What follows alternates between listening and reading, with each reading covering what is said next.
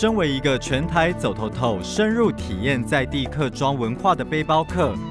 今天要到琼林一座100年的三合院，老一辈的客家人称为伙房，每一座伙房都有自己的故事。今天就来听属于中屋伙房的回忆。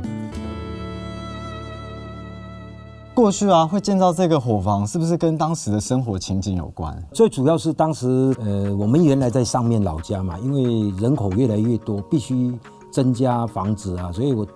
曾祖父看的地里在这边，那我公公把它盖起来的。以前的人所谓的子孙满堂嘛，越生越多，所以生了很多，所以就房子越盖越大。那后来也因为当时种很多茶叶，很多茶叶也需要一些采茶工人，那请了很多采茶工人，他们来这边要住宿啊，所以也要吃饭啊，所以呢房子就越弄越大，变成弄得像一个很大的伙房的。可是我刚刚看，我觉得最特别的地方是，它是不是好像是用2层楼？因为它的地势的关系，一边高一边低嘛，那为了让上面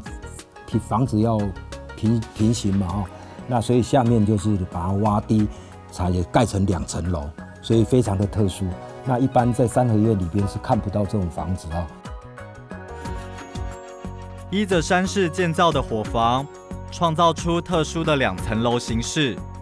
虽然现在已不再居住，但是来到这里走一走，看看过去生活的足迹，也是认识客家文化的一种方式。而且钟大哥，你们的堂号是潁川堂。对，老一辈给我们讲，就是当时我们的祖先呢是从河南那边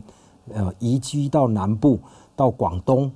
一路移居下来，再到台湾。那因为当时河南那边有一个潁水，当时我们的堂号，所以以潁川设为堂号，所以一直绵延传言到现在。因为我觉得就是客家的这个堂号啊，我觉得是一个很美的习俗，它就是有点就是你不要忘记祖先，对，就是慎终追远，不忘本源的一个精神。对。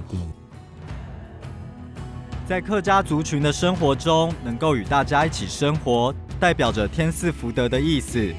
而高挂的堂号，则是以自己的祖先为荣。从伙房里的一砖一瓦，请听老房子里的回忆。一起来山城中的客庄走一走，放慢脚步，品味山中岁月的痕迹，